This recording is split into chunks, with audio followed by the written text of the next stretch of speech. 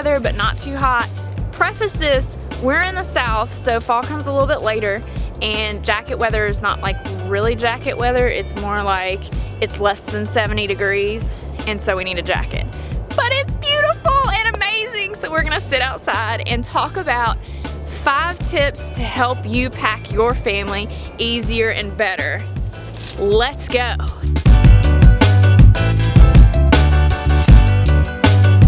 So today, Wyatt and I are here with 5 tips on how to help you pack your family better. I wanted to make this video because recently we all went to Hawaii, me, Jason, the 2 kids, and his parents. And something I've kind of been working on for a while, I really like to be organized, is packing us all. And that's something that I do for the whole family.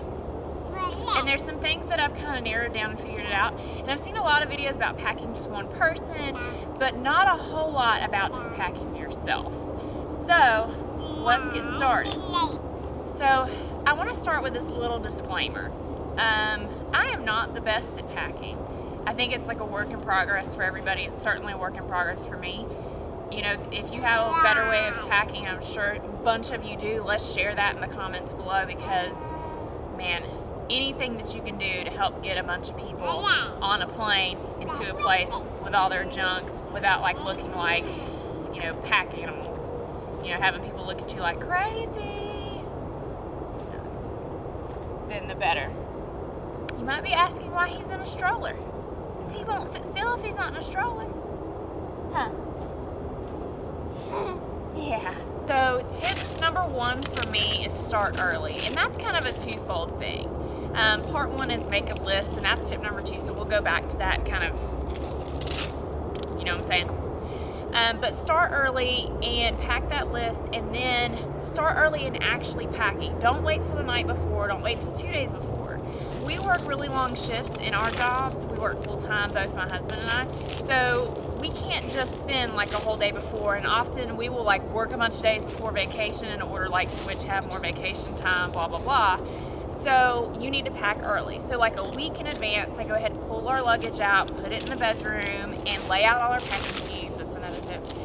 And then start pulling out clothes that we don't wear every day. So bathing suits for Hawaii, snorkel gear for Hawaii, camera gear. Go ahead and organize that, get your bags going, decide what bags you're going to take. And go ahead and get that started. And then as the week goes, you know, I put 3 or 4 things in there, or then I put another 3 or 4 things in there, whatever it takes. That way, we're just kind of starting early and getting to work on it. Tip number 2, and this kind of ties back to starting early, is making a detailed list. Sometimes my list will even include exactly what clothing item I want. So if I want 3 shirts, I will name what 3 shirts they are. I don't keep a lot of items in my wardrobe, so it's pretty easy to narrow down what I'm going to take. But the reason you're starting that packing list and starting that packing list early, I do it on my phone. You can do it on a notebook. There's apps for this. But the best thing for that is because inevitably you'll start thinking, oh, I'm going to Hawaii, I need my snorkel gear. This is what happens to me. I'm like, I need that snorkel gear. Don't forget that. And then we get to Hawaii and we're looking around like, where are we going to rent some snorkel gear? Because I didn't put it on the list when I thought about 3 weeks ago, and now it's a week before and we're packing and it ain't there. So start your packing list, start it early, make it detailed, put it on your phone. So when you're thinking about things as you go, it's there. I mean, tip number 3 is going to be using packing cubes. And I'm not the first person to talk about packing cubes. So there's lots of videos about what packing cubes are and where to get them. And I've seen a lot of I've seen a lot of people that will buy like a different color for each family member. I do that a little bit differently. So what I've done is I bought a whole bunch of the same color because I don't want my kids to fight over which color they get, but also I don't know per trip what exact clothing items are going to fit in what and what I need to manipulate around to make it all go. So if you buy all of the same color and then label it after the fact, like maybe everyone gets like a blue ribbon tied to the zipper of theirs, and so you know that there it is. Or you could even like take some masking tape and write on there what it is. That way when you start going through your bag, you know what it is. Because I've done this without labeling them, and you're like, hey, what cube are the kids' clothes in? And everybody's looking for kids' clothes, and it's like 10 packing cubes in. But that way you've got versatility as to what you're going to use with packing cubes. I like packing cubes because it's a lot more organized. I'm not going through everything in the suitcase that's been like neatly folded in. Before packing cubes, I actually used Ziploc bags. Fun story, we went to Tokyo when my husband and I were dating, and I was like, I don't want to be that girl that goes to Tokyo with a giant suitcase and is trying to like trek it through the subway system. So I'll take a little carry-on, and I packed that sucker full with Ziploc bags, and I sat on them to squeeze out all the air. And I mean, you could open my suitcase, it looked like that thing that popped out and all the stuff goes everywhere. What's that thing called? Somebody comment below what that thing's called. Is it like a party something? But it looked like that, like confetti had come out of my bag. It was crazy. Tip number 4 is what I'm gonna call packing light or not. For me, my dream is that every one of our family members has a carry-on backpack in like a slightly larger than carry-on size suitcase, and we all roll into the airport together looking snazzy. We can take it, we can film it, 3 people walking in stride, everything's great, nobody's rushing, no one left anything. That's a pipe dream. But in any case, packing light or not, I'm a fan of packing light. For me, if we're going somewhere that's like a 7-day trip, I'm a fan of, I only need 3 shirts, 2 pairs of pants, underwear for each day, and we don't have to take all that. Especially, you can get away with this if you know that you're staying in an Airbnb with washer and dryer, then you know you can wash all these clothes. My husband, on the other hand, would rather die than wear shirts or pants 3 times in a row, and that is some people's preference. There's no right or wrong way to it.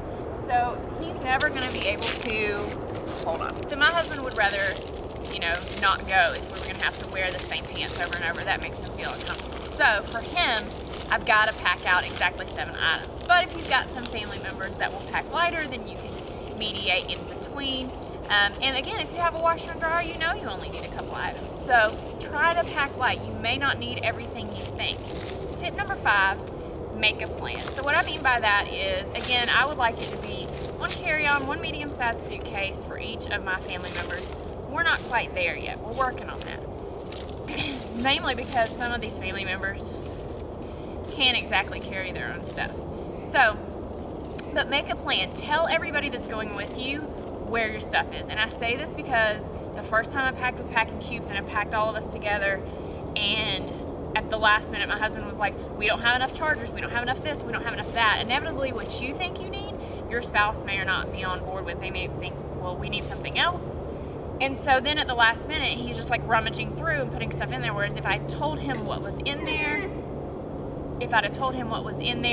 and or what we were bringing, and or where it was, then he wouldn't be ripping apart all your organization trying to figure out where his stuff is. The other piece of make a plan is like, how are you going to get this luggage through the airport? So if you're bringing 17 bags, who's going to carry a baby and then push those 17 bags? So you got to kind of make a plan of how you're going to get it in and out and how you can strap it to itself. I'm a big fan of, if there's 1 bag, I'll take some like D-rings or carabiners or whatever you want to call them and start looping all that junk together. And I look like a pack mule crazy person. You can barely see me in there because there's so many bags, and I do this at the grocery store too. But it gets you there and back. So make a plan so you know what's up.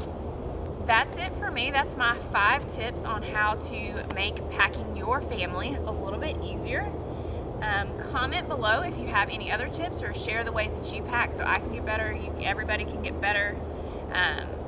Like this video if you liked it, subscribe, and hit the bell so you'll be notified when we post more videos.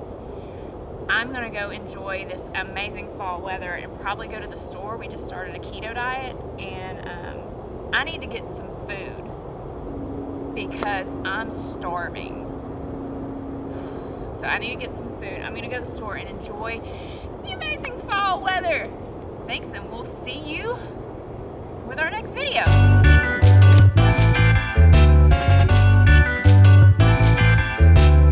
Play anywhere but the burnt wood.